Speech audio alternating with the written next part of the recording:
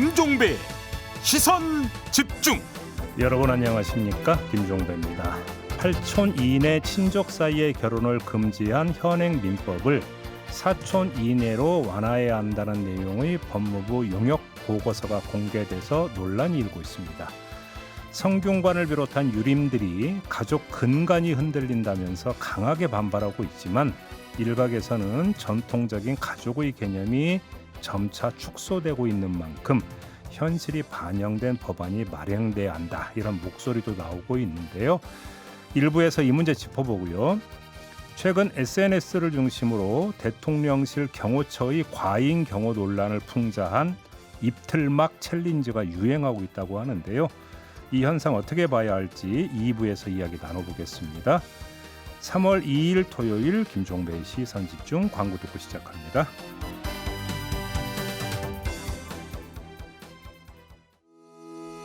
시선집중은 촌철님들의 다양한 목소리를 기다립니다. 짧은 건 50원, 긴 건 100원인 문자메시지 샵 8001번, 스마트 라디오 미니와 유튜브 라이브로도 시선집중과 함께하실 수 있습니다.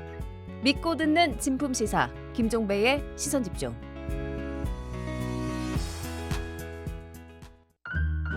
아침을 깨우는 이슈들 같이 들으실래요?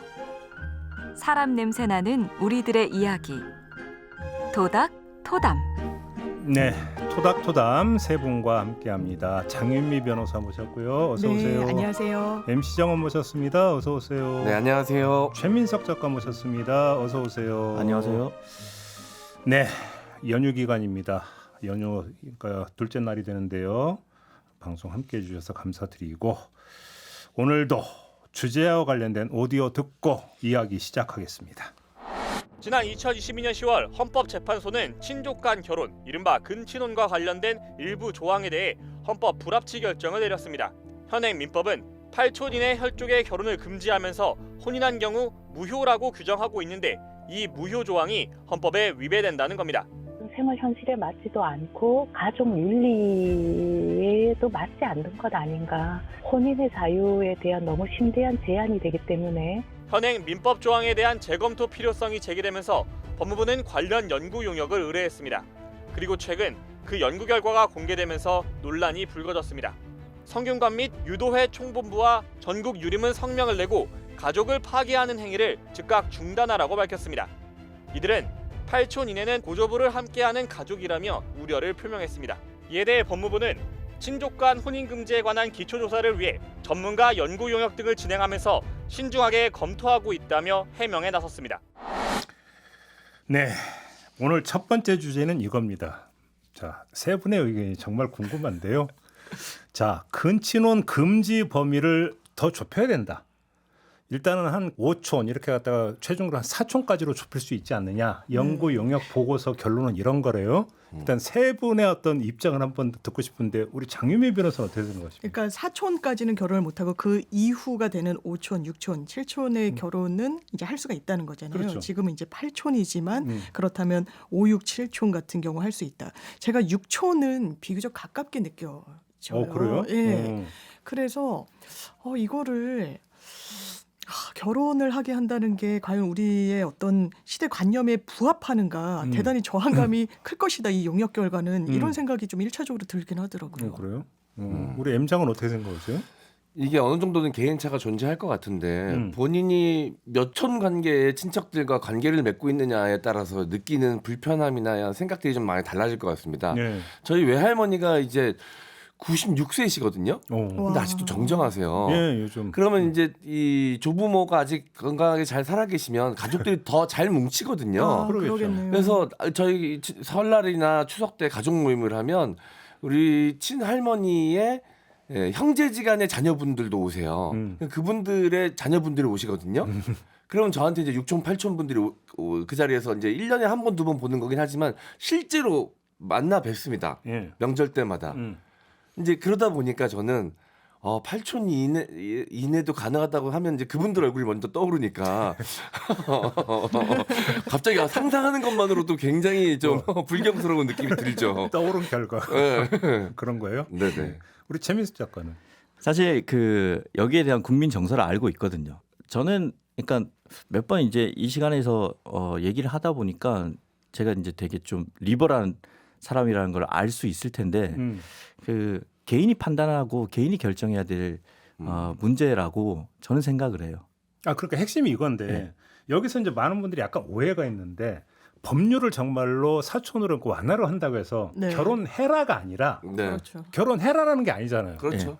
결혼할 수 있다지. 음. 그러니까 살다 보면 어떻게 하다 보니까 네. 5천간 6천간 스파크가 튀었는데 근데 지금 법으로는 금지하고 못 하는데 근데 그럼 할 수는 있다지 결혼하라고 등 떠미는 건 아니잖아요. 그런데 네. 그러니까 그걸 헌법재판소- 국가가 이 법으로서 제한할 수 있는가 이 문제에 대해서 저는 그것까지 국가가 제한할 수 있나 그런 생각을 갖고 있는 거죠. 오히려 예. 더 그냥 확 아니요, 네. 확 풀자는 게 아니라, 네. 그러니까 이따가 좀 더 심도 깊은 얘기를 해봐야 이제 논의가 발전되겠지만, 네. 그러니까 국가의 역할이라는 것은 국민의 생명과 안전을 보장하는 예컨대 국민이 스스로 감당할 수 없는 능력의 것들, 다른 국가의 위협을 받는다든지, 뭐 전쟁, 뭐 이런 것에서 국민을 보호하는 건데 예컨대 이 자기가 결혼을 하고 안 하고는 자기가 선택할 수 있는 문제잖아요. 예. 그러니까 그거를 국민이 판단할 수 없는 미약한 존재라고 규정을 하고 법으로서 아예 막아놓는 거는 예컨대 이런 거죠. 그 임산부가 음주를 하면 2세 건강이 나빠진다는 걸 모두가 알고 있어요. 그렇다고 해서 법으로 임산부가 술을 사거나 음주를 하는 거를 제한하고 있느냐는 거죠. 그렇지는 근데- 않는 거죠. 근데 그 최민숙 작가님의 말씀은 뭐 상당히 공감 가는 부분도 있지만 또 한편에서는 국가라고 하는 것은 사회의 질서를 유지해야 되는 어떤 그 기능이 있기 때문에 네. 질서라고 하는 것이 공중도덕만을 이야기하는 것은 아니잖아요. 네. 사실 이제 그 논리에 따르면 가족이라고 하는 것은 이런 것이다. 그래서 가족 범위에 들어서면 그래서 법적으로 봐서 뭐 보험이라든지 여러 가지 부분에서 하고 아니면 안 한다. 그러니까 내가 누구랑 만나서 어떻게 살든 그건 왜 국가가 간섭하니? 사실 얘기가 그렇게까지 확정이 될 수 있는 거거든요. 지금 그 말씀에 따르면. 근데 그럼에도 불구하고 사실 더 범위를 넓히면 민법이라고 하는 것은 개인과 개인과의 관계에 있어서 국가가 개입해 들어가는 법률이죠. 맞습니다. 맞죠, 변호사님? 맞습니다. 제가 지금 한전 앞에서 지금 촛불 켜고 있는 건데 그렇게 따지면 사실 민법 무용론까지도 갈 수 있는 거 약간 극단화하면. 그래서 민법은 뭐 큰 틀에서는요 사적 자치의 원리가 더 앞서는 거예요. 그거를 개인과 개인이 합의를 하고 한 부분이 더 앞서고 강행 규정과 임의 규정이 또 나뉘는데 그것도 판례로 돼 있거든요. 그러니까 강행 규정은 민법 이건 반드시 따라야 돼. 임의 규정은 따라도 좋고 안 따라도 좋고. 그러니까 형사법 체계와 좀 다르다는 말씀을 드리고요. 일단 여기서 중요한 점은요. 그 당시에 헌법재판소에서 그러니까 헌법 불합치로 판시를 한 부분은 8촌 이내 혼인을 무효로 한다라는 걸 사실상 위헌이라고 규정을 한 거예요. 이게 헌재에서 그런 판결이 나와서 네. 이게 이제 영구 영역까지 간 그런데 거잖아요. 어떤 걸 그 당시에 합헌이라고 동시에 같이 판결을 했냐면요. 8촌 이내의 혈족 사이에서는 혼인하지 못하는 근친혼의 금지 규정 이게 민법 809조인데 그건 관합헌이라고? 이 부분은 합헌이라고 했어요. 근데 또 무효로 한다는 건 위헌이. 맞습니다. 이게 말이 앞뒤가 안 맞죠. 이게 정리 좀 해주세요. 이게 왜 그러냐면요. 네. 일단 8촌 이내의 혈족 사이에 혼인하지 못한다는 이 가름만 이것도 5대 4로 상당히 팽팽하게 맞서긴 했어요. 그런데 우리나라가 다른 입법 체계나 해외와 비교해 봤을 때 혼인이 금지되는 이 촌수 규정을 더 넓게 하고 있는 건 맞대요. 네. 맞지만 그럼에도 불구하고 우리의 어떤 시대관념과 세대 간의 어떤 이 태도, 뭐 결혼에 대한 이런 부분들이 과거보다 현저하게 바뀌었다고 단정하기는 어렵다고 헌법재판관들이 봤어요. 그러니까 결혼 자체는 8촌 이내의 혈족은 못한다.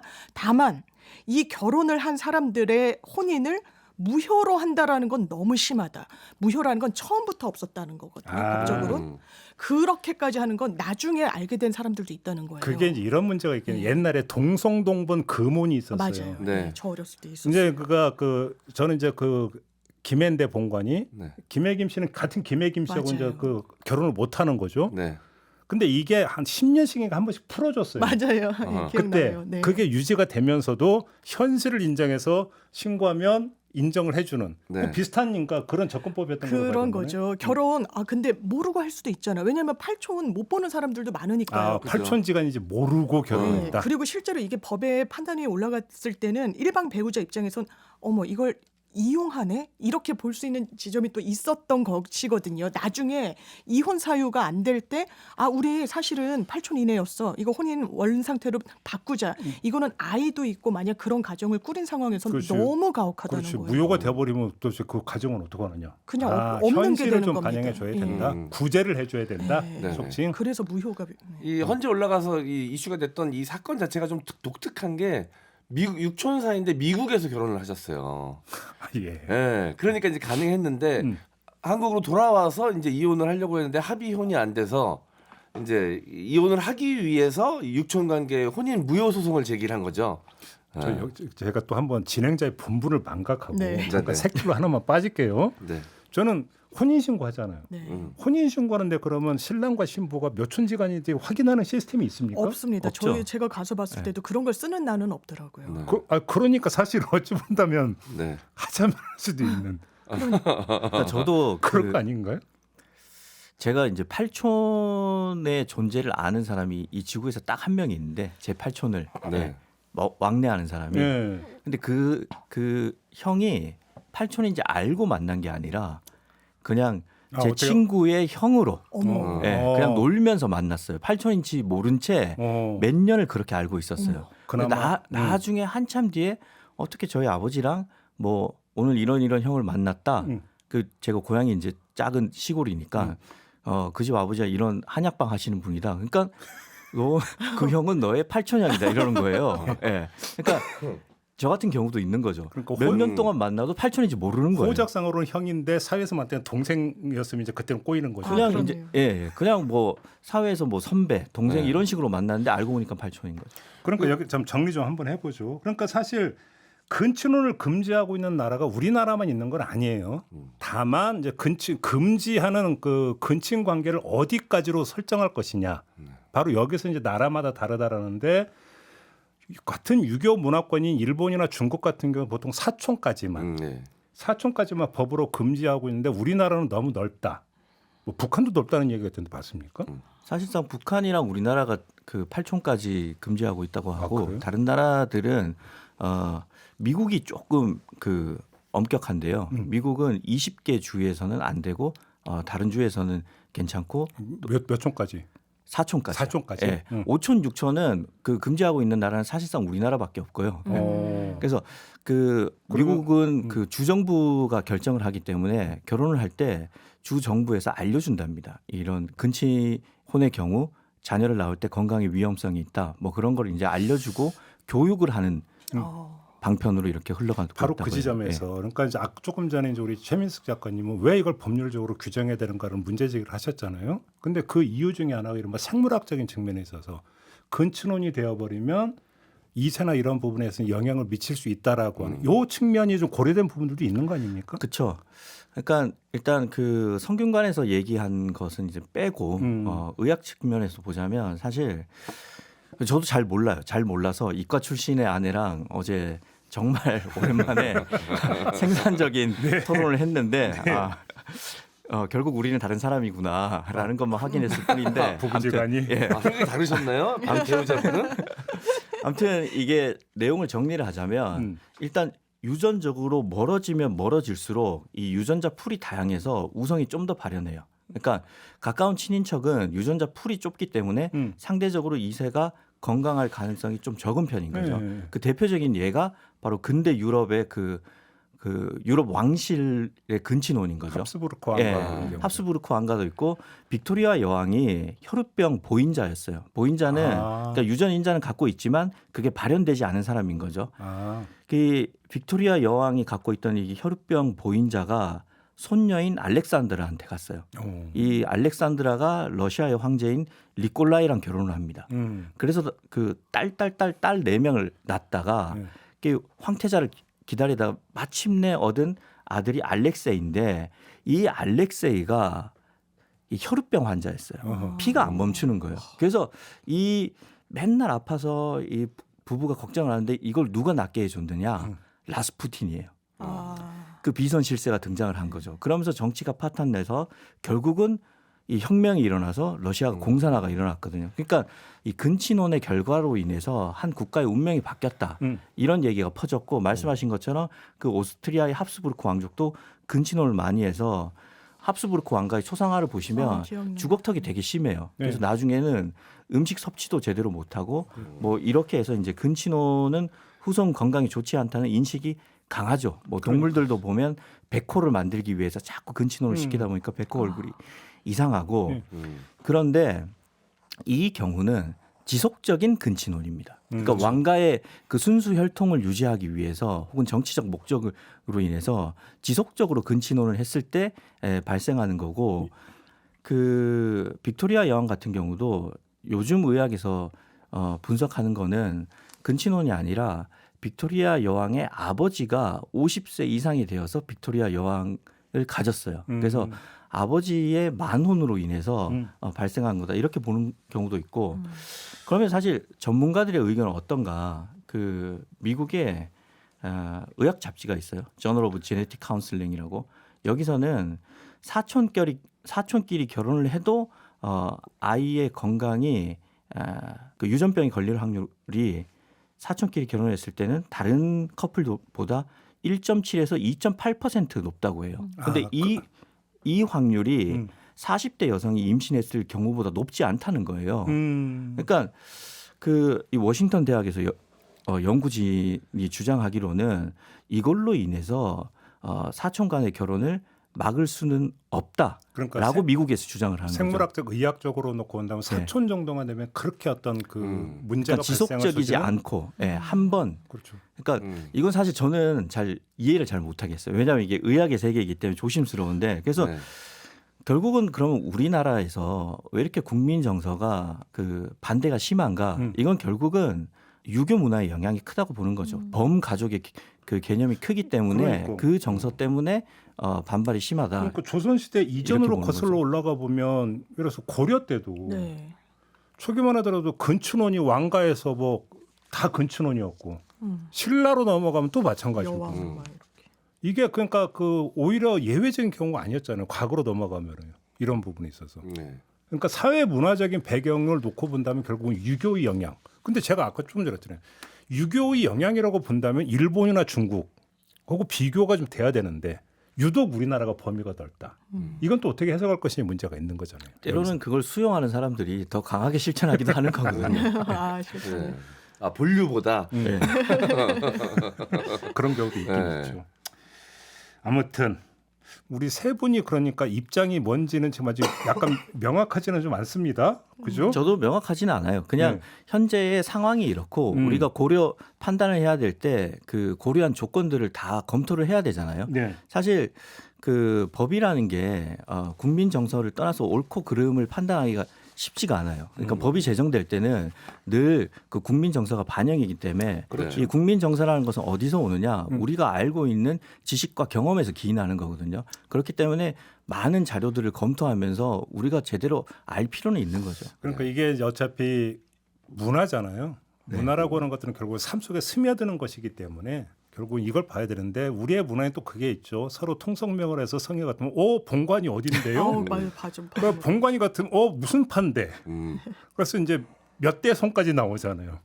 이걸 재는 우리나라의 문화가 아직 남아있는 상황에서 이렇게 하면 이게 하면 좀 반발이 클 수도 있겠다. 저도 반발은 굉장히 크다고 생각을 하고요. 뭐라고 지금 판단할 수 있는 시점은 아니고 우리가 여기에 대해서 같이 고민하고 좀 더 알아보자 이런 단계라고 생각을 합니다.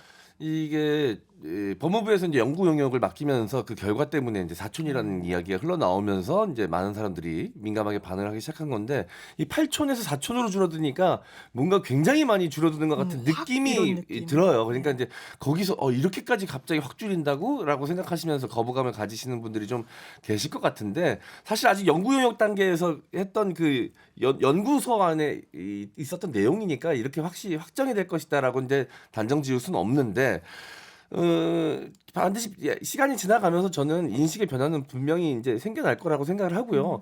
동성동본 결혼 안 되는 것도 사실 따지고 보면 얼마 안 됐습니다. 제가 그 말씀 드리려고 이것도 변한다는 거예요. 네. 그러니까 동성동본 금혼을 푼다고 해서 난리가 났었어요. 그때 난리가 그때 났습니다. 기억이 나요. 그것도 이제 헌법재판소에서 불합치 판결이 나는 예. 게 97년인데 이게 이제 입법이 된 거는 2005년이거든요. 그러니까 그 사이에도 8년의 시간이 걸렸습니다. 그러니까 동성동본 금혼 때 어떤 경우가 있었냐면 이건 법으로 금지하는 것도 아닌데 민간에서는 저것도 이제 김해긴가인데 김해긴가는 김해 모 씨하고 결혼하면 안 된다. 네. 이런 게 있어요 또 민간에서는. 예, 지금도 그런 게 그런 게 있죠.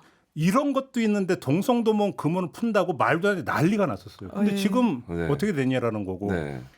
그것도 꽤 된 한 드라마에서 네. 겹사돈이 등장을 보고 해요. 저 또 기억나요. 네. 보고 기억하시죠? 그것도 네. MBC 거니까. 겹사돈이 등장해서 그때 이걸 뭐라고 할까 파장이라고 해야 되는가 센세이션이라고 해야 그때 되는 이제 거 뭐 막장이다 그랬었죠. 난리가 났잖아요. 근데 요즘 많이 등장하던데요 드라마 이런 데 보면 그렇죠. 겹사돈이. 좀 일상처럼 돼버린 것도 있고. 그러니까요. 심지어 신해철 씨가 넥스트에서 힘겨워하는 연인들을 위해라는 노래를 제가 너무 좋다 이 노래 이랬는데 그게 동성동본, 동성동본 맞아요. 예, 커플들을 95년에 응원하는 나온 노래입니다. 그러니까요. 그게 불과 얼마 전 같이. 그 DJ DOC 노래도 보면 마음에 드는 여자 만나면 뭐 형 친구 A 아니면 동성동본 뭐 이거 있거든요. 가사에. 네. 네, 그때는 그게 굉장히 큰. 근데 좀 불편한 얘기일 수도 있겠지만 우스갯소리로 드리자면 사실 내가 진짜 김씨인지는 다시 따지고 봐야 되거든요. 할아버지 때에서 샀을 가능성이 굉장히 높거든요. 제가 그걸 어제 봤는데요. 네. 우리나라처럼 성씨가 적은 나라가 없대요. 네. 갑오 개혁 때 네. 뭐 이 영향이라고 뭐 그렇죠. 그런 얘기는 그러니까 만나보면 다 김이박채예요. 네.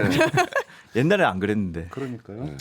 알겠습니다. 그리고 이게 이제 그 사실 이제 시작이에요. 연구 영역도 한번 이제 문제 제기 초안 정도가 나온 거고 바로 법률로 지금 이제 뭐 이거 개정하는 것도 아니고 네. 네. 그 사이에서 이제 충분히 사회적 논의가 이루어져야 되는 거죠. 네. 이 정도의 선에서 저희도 결론을 내리는 걸로 예. 그렇게 하죠. 네. 알겠습니다. 첫 번째 주제 이렇게 마무리하고 잠시 전하는 말씀 듣고 두 번째 주제로 넘어가겠습니다.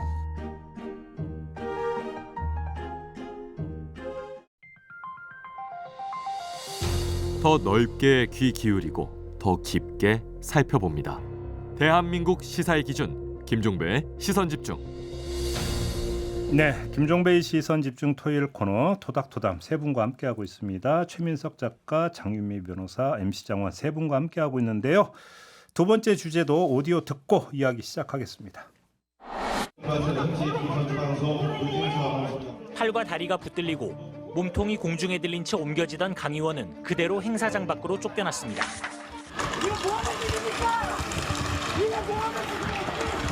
한 졸업생이 일어서 고함을 지르자 비슷한 졸업 가운을 입은 다른 남성들이 곧장 달려듭니다. 학생은 별다른 저항을 하지 못했고 입도 틀어막혔습니다.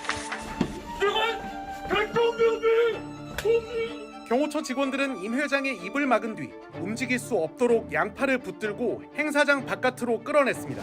대통령실 경호처의 과잉 경호 논란을 풍자한 입틀막 챌린지가 SNS에서 화제가 되고 있습니다. 페이스북, 인스타그램 등 SNS에서 해시태그 입틀막을 검색하면 손으로 입을 막은 채 찍은 사진과 정부를 비판하는 메시지가 담긴 게시글을 찾을 수 있는데요. 입틀막 챌린지에 참가한 시민들은 들어야 할 자가 오히려 입을 막는다, 막으면 막을수록 터져나온다라며 국민의 입을 막는 정부라는 비판 목소리를 내고 있습니다.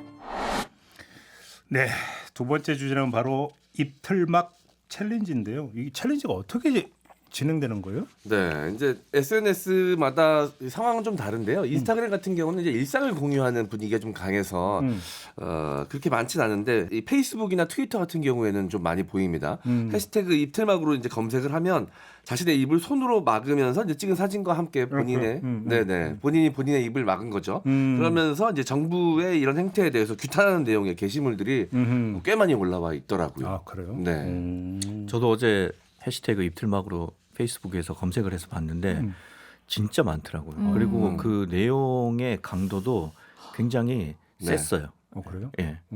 그러니까 그 정도로 지금 이제 그 국민 정서는 반발이 심하다 이렇게 이제 정리를 해야 되는 거잖아요. 네. 이것이 결국은 입틀막 경호 이거에 대한 반발. 일단 계기는 이거고. 네. 더 이제 근본적으로는 왜 국민의 어떤 그 표현할 자유를 막느냐. 여기에까지 가 닿아 있다 이렇게 봐야 되는 거 아니겠어요? 그렇죠. 언론의 입을 막고 이런 풍경들이 지금 연이어서 지금 이어지고 있으니까요. 이를테면 방심위에서 제재한 것 중에 한 언론사 김건희 특검 이렇게 이야기했다라고 했어요. 님도 붙이지 않고 시자도 붙이지 않은 거, 여사라고 칭하지 않은 게 문제라고 회의석상에서 오갔다라고 합니다. 실제로 좀 낮은 수위이긴 했지만 어쨌든 징계 의결이 됐거든요. 그렇다면 이게 어떻게 와 닿을 것인가? 제가 이제 방송에 나가니까요. 한 언론사에서 이런 고지를 받은 적이 있습니다. 명품백 수수라고 용어를 쓰지 말라는 거예요. 고가 선물이라고 표현하라는. 아니, 방송사에 그렇게 네. 이게 왔어요? 제가 그 특정 방송사가 더 좀 주의를 하는 것 같았는데요. 왜냐하면 그래요? 여러 군데서 했던 건 아니어가지고요. 아, 이게 현실이구나. 이거는 사실관계를 정확히 전달하는 것도 아니고요. 그리고 저부터도 위축되는 거예요. 아, 말할 때 더 조심해야 되겠다. 그리고 지금 살벌한 상황이니까 정말 입틀막이라는 그 여러 사람들의 이 사진들 그리고 이 글들을 보면서 정말 좀 참담하다는 생각이 들더라고요. 장 변호사님 지금 그 말씀 저 처음 들었는데 네. 그러니까 국민이 모두 홍길동이 되고 있는 거잖아요. 그렇죠. 아버지를 아버지라 부르지 못하는. 그렇죠. 네. 아니 그런 식으로 따지면 윤석열 정부, 문재인 정부, 노무현 정부도 다 불경스러운 표현이잖아요. 그렇게 쓰면 안 되는 거죠. 그렇죠. 이를테면- 윤석열님 정부나 윤석열 대통령 정부가 돼야 되는 거고. 아니 그리고 네. 법률 갖고 따지면 우리 민식이법이라고 있고 네. 그렇죠. 윤창호법 있잖아요. 그렇게 하죠. 그러면 그렇게 부르면 아니라 민식군법, 윤창호 씨법 이렇게 불러야 되는 거죠. 그렇죠. 그리고 특검에는 지금까지도 보면요. 이게 특검의 플레임이 상당히 길어요. 그래서 박근혜 최순실 특검이라고 언론에서도 명명했었고 네. 뭐 BBK 특검이라고도 하지만 뭐 이명박 특검, 이용호 게이트 특검. 그러니까 이게 좀 명징하게 하기 위해서 사람 이름으로 하는 거는 대단히 좀 통상적이긴 했죠. 관례이기도 했고요. 그러니까요. 이런 게 이제 전부 다 입틀막에 네. 해당이 되는 것이다. 네. 그러면서 여기에 대해서 국민 정서는 도저히 이건 좀 아니지 않느냐. 네. 이런 정서가 결국은 입틀막 챌린지로 지금 표출이 되고 있는 것이다. 네. 알겠습니다. 그럼 아무튼 계기가 됐던 그 이틀막 경호 요거부터 네. 하나하나 좀 따져봅시다. 지금 그러니까 용산에서는 이게 그 경호 매뉴얼이다 이렇게 주장하는 거잖아요. 어떻게 그렇습니다. 보세요? 그거는? 저는 이게 매뉴얼이어서는 안 된다고 생각하고요. 이런 매뉴얼이 과연 있을 것인가. 왜냐하면 이 강성희 의원도 저도 이 행사가 전북의 어떤 사실상 축하하는 자리였어요. 이게 승격이 되는 자리였으니까요. 거기서 좀 결에 안 맞게 대통령한테 언성을 높은 그런 말을 했다는 게 적절하다고 판단하진 않습니다. 다만 경호라는 건 그 상황에 정확하게 다른 사람들도 있기 때문에 이게 좀 정확하고 구체적으로 이루어져야 되는 부분인 건 맞잖아요. 일단 그 행사장은요. 뭐 카이스트 졸업식도 마찬가지였지만 대통령이 오는 행사이기 때문에 굉장히 철두철미하게 준비를 하고 소지품 검사를 다 통해서 들어갔어요. 그리고 대통령에게 소리를 지르고 대통령한테 위협을 가하는 상황이 최소한 입이 틀어막혀서 이렇게 옮겨질 때는 그런 상황은 아니었습니다. 왜냐하면 대통령의 뒷머리에다 대고 국정기조를 바꾸라고 외치는 상황이었거든요. 이런 걸 과잉 경호라고 하는 거죠. 그런 상황이면 코로나도 안 없는 거 아닌가요?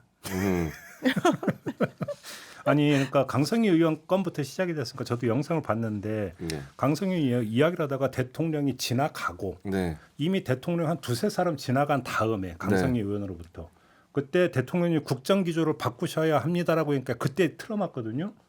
그러면 그거는 신변의 위해를 가할 수 있는 현장 상황이 아닌 거죠. 그죠? 그렇죠. 근데 그러니까 거기서 이제 뭐 용산 뭔가 악수하는데 손을 잡아 끌었다. 그러면 안 되는 거죠. 그때 한 게 아니에요. 그게 아니라 지나간 다음에 맞습니다. 했거든요. 그러면 이거는 신변을 위한 신변 경호가 아니죠. 심기 경호고. 네. 그러니까 저는 그거 보면서 다른 코너에서 그 얘기를 한번 한 적이 있는데 구한말의 도끼상소 기억하십니까? 최익현 선생. 네. 도끼까지 갖고 와서 놓고 전화 아니 되옵니다를 외친 적이 있어요. 그러면 흉기를 소지한 거잖아요. 네. 그거는. 그럼 어떻게 설명할 거냐는. 그거는. 그러니까 지금 이제 장윤미 변호사님이 어느 방송사에 갔을 때 명품백이 아니라 고가 선물이라고 표현을 해라라고 하듯이 제가 볼 때 그 고가에도 걸릴 것 같아요. 그러네요. 그냥 선물이라고 해도 안 되나 모르겠습니다. 그러니까 이런 식으로 자꾸 우리가 자기 검열을 하게 되고 움츠러들면 결국은 이제 자유로운 의사에 의해서 토론 문화가 저해되는 거잖아요. 사례 하나만 제가 더 하나 여쭤볼게요. 최근에 나온 게 그 딥페이크. 네. 네. 딥페이크가 아니라 이제 짜깁기 영상이라는 얘기가 나왔는데 이제 차단 조치를 해야 된다. 요 얘기가 나왔던 영상 기억하시죠? 예, 네. 봤습니다. 봤습니다. 요거 지켜보시면서 어떤 생각 드셨습니까? 저는 사실 이것도 좀 민감한 이슈이긴 한데 보면 일반적인 상식을 가진 사람이라면 이게 딥페이크가 아니라 짜깁기라는 걸 알 수 있어요. 아니, 제목에 가상으로 꾸며보니라고 달았다면서요. 맞습니다. 그러니까 그것도 그렇고 만약에 누가 악의적으로 제목을 떼고 그냥 대통령이 진짜 이런 말을 했다라고 올리더라도 그 편집된 영상이기 때문에 이음새가 매끄럽지 않고 자꾸 튀거든요. 아, 그리고 오인할 소지가 없잖아요. 그거를 그냥 그게 예를 들어서 아주 매끄럽고 기가 막히게 만들었다고 쳐서 윤석열 대통령이 저런 얘기를 한다고 그거를 보고 믿을 사람이 누가 있어요? 그러니까 그거는 이제 메시지 때문에 그런 거고 그렇죠. 그리고 기술적으로 보더라도 일단은 편집을 했기 때문에 자꾸 튀고 보이스 톤도 달라지고 사실 제일 큰 거는 촬영하는 각도가 갑자기 달라져요. 뜬금없이. 그러니까 누가 봐도 편집된 영상인데 짜깁기니까. 예. 네. 그러니까 이걸 보고 AI에 의한 딥페이크다라고 일반적인 상식을 가진 사람은 볼 수 없는 거죠. 그런데 아마 이거를 이제 제한하는 경우는 그러니까 일반적인 상식에 의해서 판단이 어려운 사람이 오해할 가능성이 있다. 이것까지 원천 차단하겠다는 건데 그거는 좀 더 근원적인 문제인 거죠. 민주사회에서 그것까지 차단을 해야 되느냐라는 큰 철학적 문제에 부딪히게 되는 거죠. M장은 어떻게 지켜보셨습니까? 네. 이 문제에 대해서. 사실 선거 앞두고 이 딥페이크 영상 때문에 뭐 혹시라도 안 좋은 일들이 벌어지는 건 아니냐라는 거에 대한 두려움이나 경각심은 좀 기존에 존재했었거든요. 선거 임박해서 혹시라도 진짜처럼 만든 딥페이크 영상이 잘못된 정보를 대중에게 전달하면 선거 결과에 영향을 끼칠 수도 있지 않을까라는 두려움에 대해서는 사실 이 여든 야든 똑같이 해당되는 내용이기 때문에 사실 그 부분에 대해서 경각심은 필요하다고 봅니다. 네, 그럼요. 네. 근데 이번 영상 같은 경우는 굉장히 이거는 조악했거든요, 사실. 그래서 이것까지도 그 안에 포함시킬 수 있을 것이냐에 대해서는 또 각자의 판단이 있을 것 같은데 저는 기본적으로 이 딥페이크 영상이 혹시라도 선거 결과에 영향을 끼칠 수 있는 상황에 대해서는 조심해야 된다는 생각을 갖고 있습니다. 네. 저 동의하고요. 그래서 공직선거법에도 왜냐하면 미국에서도 정말 그럴싸해요. 뭐 톰 크루즈가 기타를 치면서 막 이야기를 하고 마술쇼를 하는데 그게 딥페이크 영상이었거든요. 트럼프 대통령이 뭐 연행되는 것 같은 사실 사진 같은 것도 SNS에 상당히 게재가 됐었는데 그것도 인위적으로 가공한 거였습니다. 그래서 우리나라도 이렇게 기술이 발전하니까 선거에 미칠 영향이 너무 지대한 거예요. 그 악영향이. 그래서 공직선거법에 선거 90일 전부터 선거일까지는 선거운동을 위해서 딥페이크 영상을 제작, 편집, 유포, 상영 또는 게시할 수 없도록 했고 형사처벌 규정을 갖고 있습니다. 7년 이하 징역 또는 이제 벌금형 규정을 갖고 있는데 그렇다면 이 윤석열 대통령과 관련한 짜깁기 영상을 지금 딥페이크가 아니냐라고 서울경찰청에서 들여다보겠다는 거예요. 이거는 처음에 한 언론사에서 보도를 할 때 단독을 달아서요.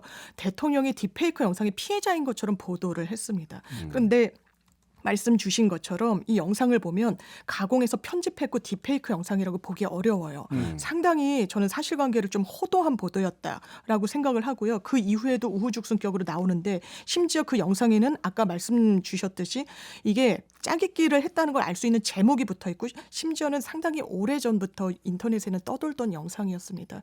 이런 걸 처벌하겠다. 이것까지 딥페이크다라고 이야기를 하면 언론이 숨 쉴 공간은 없는 겁니다. 그러니까 딥페이크 영상의 위험성이 사실 딥페이크 영상이 이 온라인상에 돌아다니는 것도 위험하지만 이게 진실 여부를 판단하는 데 있어서 굉장히 좀 본질을 흐려버릴 수 있거든요. 오히려 진짜 영상인데 이 영상으로 인해서 피해를 보는 사람들이 이거는 딥페이크다라고 역으로 주장할 수도 있는 상황이기 때문에 그래서 이게 국민들이 이게 진실 여부를 판단하는 데 있어서 오히려 눈을 가릴 수 있다. 그러니까 그런 것들도 좀 생각을 해야 되는 것 같습니다. 그러니까 공직선거법에 따르면 딥페이크 영상을 두 가지로 이제 정의하고 있어요. 첫 번째, 인공지능 기술을 이용해야 한다. 인공지능 기술 이용. 그다음 두 번째, 실제와 구분하기 어려워야 한다. 이렇게 정의하고 있는데 경찰이 요번에 이제 윤 대통령의 영상을 정교함이 떨어짐에도 불구하고 이제 딥페이크로 볼 수도 있다라고 본 거죠. 그러니까 굉장히 자의적으로 해석을 한 거잖아요. 그래서 이거는 사실 이런 문제가 있을 때마다 국민들의 의견 많이 형성을 해서 얘기를 계속 하는 게 정말 중요할 것 같습니다. 그러니까 그러면 이거는 가짜 뉴스라고 보기 힘들고 풍자라고 전제를 한다면 그렇죠. 네. 풍자 영상에 대해서 차단 조치를 해달라고 요구를 하는 것은 어떻게 평가를 해야 되는 겁니까? 그거는 기본적으로 뭐 말이 안 되는 거죠. 그러니까 사실 지금 대통령 그 후보 시절에 그 다른 방송사 SNL 정치 풍자하는 코미디에 나왔어요. 거기서 이제 그때 당시에 이제 기자 역할을 한 그 배우 주현영 씨가 인터뷰를 했어요. 예. 정치 풍자 코미디 어떻게 생각하느냐. 그러니까 그 본인께서 아주 재밌게 보고 있다. 20대 시절에 고 김영곤 씨 코미디 즐겨봤고 특히 얼마 전에 오바마 대통령이 현장에 있는데 오바마 대통령을 사람들이 흉보는 행사가 있더라. 그거 너무 재밌더라. 그래서 이제 그 주현영 씨가 물었어요. 그럼 대통령이 되시면 SNL이 정치 풍자 자유롭게 할 수 있도록 도와줄 거냐? 그러니까 거기에 대해서 그건 도와주는 게 아니라 SNL의 권리다라고 답을 했습니다. 봤어요. 예. 여기서 답이 다 나온 거죠. 예. 그리고 대통령한테 뭐 격한 표현도 아니고 충분히 국민의 한 사람으로서 할 수 있는 얘기만 해도 입틀막을 당하고 그리고 풍자 이런 식의 이제 풍자만 해도 이거를 딥페이크로 몰아가지고 단속을 하려고 하고 이런 상황이 납득이 되지 않는 것이죠. 대통령이 처음 했던 말과 지금의 모습과는. 그러니까 이게 결국은 그 딥페이크 영상도 아니고 가짜 뉴스도 아니고 그럼에도 불구하고 차단 조치를 진행을 한다는 것은 결국은 딱 여기서 설명할 수 있는 것은 딱 하나죠. 불경죄. 감히 대통령의 영상을 가지고 어떻게 그럴 수 있느냐. 이렇게 해석을 할 수가 있을 텐데 그렇게 되어버리면 또 하나의 사례가 여기서 이제 또 소환되는 게 윤석열차라는 만화 기억하십니까? 기억나죠. 예. 그리고 같은 선생이 있다고 봐야 되는 거 아닙니까? 그때도 논란이 되게 됐었던 부분 아닙니까? 그렇죠. 아이가 그린 그림이었고 그 당시에 대통령이 후보 시절에 다리를 좀 어떻게 보면 무신경하고 그러면 안 되는 건 맞죠. 왜냐하면 똑같이 또 여야 정치인들이 유세를 하면서 신발 신고 막 벤치 위에 올라가고 이래서 막 욕먹는 사람들이 뭐 여야 할 것 없이 다 입고 막 이랬거든요. 그러니까 그렇게 정치인들이 무신경한 부분 그리고 되게 오만해 보이니까요. 사람들이 앉는 좌석에 자리를 펴고 앉고 뭐 다리를 그래서 그 학생이 그렸는데 그리고 그게 불통의 이미지랑도 연결이 되니까 근데 그거를 굉장히 문제를 삼고 이걸 웃음으로 받는 게 아니라 말 그대로 이제 다큐로 받고 있는 건데 저는 지금 표현해 주셨듯이 감히 대통령한테 여기엔 앞에 생략된 말들이 있는 거야. 니까짓게 이런 게 있습니다. 국민들은 니까짓게 이렇게 사실 등치가 되는 거예요. 누구라도 국민이라면요. 지도자에 대해서 사회에 이런 권력을 가진 사람에 대해선 견제하기 위해서라도 웃음의 대상으로 당연히 삼을 수 있고 그걸 포용해야 된다라고 생각합니다. 근데 이 윤석열 대통령한테는 최소한 그런 여유는 있어 보이진 않아요. 근데 이게 그런 식으로 막는다고 해서 사라지는 게 아닙니다. 그렇죠. 중국에 보면 5월 35일이라는 날짜가 있어요. 그러니까 당연히 5월 35일은 존재하지 않는 날짜죠. 그런데 왜 그러냐면 천안문 사태가 발생한 게 1989년 6월 4일이거든요. 그러니까 인터넷에 6월 4일이라고 쓰면 중국 정부가 이제 검열을 해요. 그래서 사람들이 5월 35일이라고 쓰고 거기에 관한 얘기들을 하거든요. 그러니까 이것뿐만 아니라 언제부턴가 사람들이 뭐 리을해 뭐 이런 표현들을 많이 썼습니다. 결국은 이제 그러니까 아무리 억압하고 뭐 명예훼손으로 고발을 하고 뭐 이런다고 하더라도 결국 우리나라는 헌법 제21조로 언론 출판 집회 결사 예술의 자유 즉 표현의 자유를 보장하고 있는 민주국가잖아요. 그러니까 이게 타인의 명예를 훼손하지 않는다면 당연히 지켜져야 되는 거고 그러니까 표현의 자유를 제한하면 제한할수록 사람들의 관심도와 몰입도는 더 높아져서 우회적인 방식으로 표현을 합니다. 그러면 이때 창의적인 아이디어와 신랄함이 더해져서 사람들 사이에서 인기를 끌면서 이게 더 이런 경향이 더 확산되는 거죠. 결국은 역설적으로 이걸 더욱더 촉발시키는 자극제의 역할을 할 뿐인 겁니다. 왜냐하면 인간은 기본적으로 의사소통하고 싶어하고 표현하고 싶어하는 존재니까요. 그러니까 이게 그 퇴행하고 있다는 게 다시 조선 시대로 거슬러 올라가면 안동 탈춤이 있었습니까 네. 여기를 보면은 양반을 비롯한 사회 지배층을 아주 그 풍자하는 그렇죠. 왕의 남자 그 얘기였죠. 그 얘기잖아요. 근데 그거를 다 용인하잖아요. 그렇죠. 그 봉건 시대도 그랬단 말이에요. 근데 왜 지금 이래야 되는데요? 그 가까운 예로 지금의 국민의힘 당시에 새누리당 의원들이 직접 이제 나와서 연기를 했었던 연극 기억나실 거예요. 환생경제라고. 당시 이제 노무현 정권이어가지고 당 대표가 박근혜 전 대통령이었고 맨 앞줄에서 박근혜 당시 당 대표가 앉아서 보고 있었고 국회의원 소속 국회의원들이 나와서 직접 연기를 했었는데 그때 당시 이제 노무현 대통령을 노가리라고 이제 이 비유를 해서 이야기하면서 온갖 욕설을 다 했거든요. 그리고 뭐 성적 비하 표현까지 써가면서 지금 방송에서 말하기 힘들 정도로 그랬었습니다. 그때 당시 주축들이 지금의 국민의힘 의원들이었어요. 그러네요. 네. 근데 그림 한 장 갖고선 그 행사를 진행했던 단체의 예산을 깎고 논란이 되고 뭐 이런 일들이 보면 이렇게 왜 불과 자신들이 몇 년 전에 했던 행동들하고는 왜 이 등치시켜서 생각을 못할까라는 생각이 좀 듭니다. 그러니까 아직 우리 사회가 이제 절차적 민주주의라고 하는 것도 상당 부분이 구현이 됐음에도 불구하고 권위주의적 요소가 많이 남아 있다. 네. 이렇게밖에는 좀 볼 수가 없는 거죠. 저는 이 표현의 자유 욕구가 그 물풍선과 같다고 생각을 하거든요. 그러니까 물풍선을 한쪽에서 누르면 다른 쪽으로 튀어 오르잖아요. 예. 근데 계속 누르기만 하면 결국 물풍선은 언젠간 터지잖아요. 네. 그러니까 이 욕구는 계속 눌리다가 분출되면 결국은 사회는 폭발하고 그게 이 사회의 붕괴 혹은 뭐 그 권력의 붕괴로 이어지거든요.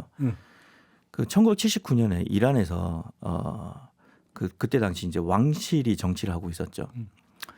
그 다른 지금 지도자 말고 다른 호메이니가 그 사람들한테 얘기를 하기 위해서 자신의 연설을 담아서 카세트 테이프를 보냅니다. 그러니까 아무리 정권이 억압을 해도 사람들은 기발한 방법으로 자기들이 하고 싶은 말을 계속 표출을 해요. 카세트 테이프가 결국은 이란의 왕정을 끝냈고 1987년 우리나라 기억해 보시면 그때 많이 끌려가도 결국은 다들 대자보를 붙이고 대자보를 아무리 많이 떼도 대자보를 붙이고 그것도 표현의 자유를 실현하는 거죠. 그때 다 마침 이제 복사기로 이제 갈고 결국은 이제 그 6월 민주항쟁으로 대통령 직선제를 이끌어냈잖아요. 그러니까 민주사회 유지의 기본 전제가 표현의 자유 보장이라는 것을 잊지 말아야 하고 결국 아무리 억압하더라도 성숙한 시민은 그 사회를 진화시키거든요. 네. 이 사실을 그렇죠.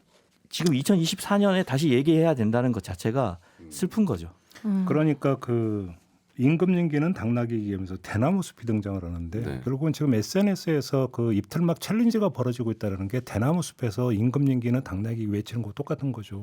그런 거 아닙니까? 네. 그리고 사실 이게 꼭 어떤 정치 권력하고 연결이 지지 않더라도 우리 SNS 공간에서 대나무 숲 이게 많이 있었잖아요. 그렇죠. 직장 뭐 이런 것도 그렇죠. 있고요. 그게 뭐냐면 인간의 본성이라는 거예요. 그걸로 인해서 더 이야기가 확산되고 그렇죠. 있죠. 입을 틀어막으면 틀어막을수록 그 좁게는 뒷담화, 더 나아가서 풍자 이런 것들은 어디선가는 터져 나오게 되어 있다라는 거죠. 오히려 그거를 공론의 어떤 물결 속으로 흡수를 해가지고 그것이 어떤 좀 더 건강하게 사회적 논의가 될 수 있게 유도를 하는 게 사실은 핵심인데 틀어막으려고 하면 물을 틀어막으면 어딘가가 제방이 붕괴가 되는 거잖아요. 이게 그 수천 년 인간 역사가 다 지금 알려주고 있는 거 아닌가요? 그다음에 우리 사회에서도 지금 보여주고 있는 모습인데. 지금 같은 대온라인 시대에 사실 누군가가 뭐 말하려고 하는 것을 막는다는 것 자체가 불가능한 시대를 살아가고 있습니다. 그러니까 그 누군가의 입을 틀어막는 게 아니라 결국은 그 손으로 자기들의 눈을 가리고 있는 거예요. 그러니까 자기들이 저는 보는 것만 가리겠다. 이런 반복되는 사례가 나타나면서 저는 처음에 이게 뭐 용산에서 오다 때려가지고 이렇게 했다고 저는 생각 안 해요. 여기에는 뭐냐면 속칭, 바람보다 먼저 눕는 갈대의 속성이든 과잉충성. 그렇죠. 과잉충성. 여기서 비롯된 부분들이 꽤 있을 거라고 생각을 해요. 근데 중요한 것은 그럼에도 불구하고 이게 반복된다라고 하는 것은 과잉충성이 이게 지금 잘못되고 있다라고 하는 것들에 대해서 그러면 거기서 용산에서 신호를 줘야 되는 거죠. 그러지 말라. 왜 그러느냐. 오히려 그것이 대통령한테 누가 되는 것이다라고 하는 것들은 명확한 메시지를 줬다면 이런 사례가 반복해서 계속 꼬리에 꼬리를 물면서 이어지겠느냐라고 하는 문제인 거죠. 그러네요. 그렇지 않습니까? 네. 경우도 마찬가지인 거잖아요. 이 경우도 아까 저희가 이제 봤던 게 3가지 사례가 연속적으로 나타났다고 하는 것은 강상희 의원 건이 나왔을 때 윤석열 대통령이 그거에 대해서 경호처에 대해서 한마디만 했다면 그런 입틀막 경우가 또 반복이 됐겠느냐라는 거죠. 네. 이렇게 놓고 본다면. 그래서 거슬러 올라가다 보면 결국은 용산 이야기를 안 할 수가 없다. 네. 이것은 결국은 용산 마인드에 문제가 있다. 이렇게 봐야 되는 거 아니겠어요? 네. 이것이. 네, 이 사건을 보도하는 언론의 행태도 저는 좀 마음에 안 드는데요. 문재인 정권 당시에 경호하고 있는 인력이 자켓 안에 있는 총기류가 살짝 보였다는 이유로 엄청나게 많은 비판을 했었거든요. 일단 저는 사안의 이 경중을 비교해봤을 때 이 입틀막 사건이 그때 그 총기 노출 살짝 보였던 그 사건과 비교해봤을 때 이게 훨씬 더 가벼운 일일까? 그렇게 생각하는 국민 하나도 없을 것 같은데 언론은 그렇게 생각하지 않는 것 같아요. 그때만큼 공격하지 않습니다. 비판하지 않고요. 저는 처음으로 돌아가서 강성희 의원 그 건을 보면서 저는 어떤 생각을 했냐면 정말로 경호라고 하는 게 어떤 대통령 신변에 위해를 가할 가능성이 있을 때 하는 거잖아요. 네. 근데 위해를 가할 만약에 용의가 있는 사람이라면 대통령님 국정기조를 바꾸셔야 됩니다라는 극존칭을 쓰면서 그렇게 이야기를 할까? 부터도 한번 생각을 해봤거든요. 그러네요. 그렇지 않나요? 어찌 본다면 해답은 상식에 있는 것인데 상식의 범주를 뛰어넘는다라고 하는데 문제가 있는 것 같습니다. 알겠습니다. 요 얘기도 좀 이렇게 마무리하고요. 오늘 토닥토담은 모두 끝내도록 하겠습니다. 세 분 말씀 잘 들었습니다. 고맙습니다. 감사합니다. 고맙습니다. 김종배의 시선집중 오늘 준비한 이야기는 여기까지고요. 저 물러가고 내일 아침에 다시 인사드리겠습니다. 고맙습니다.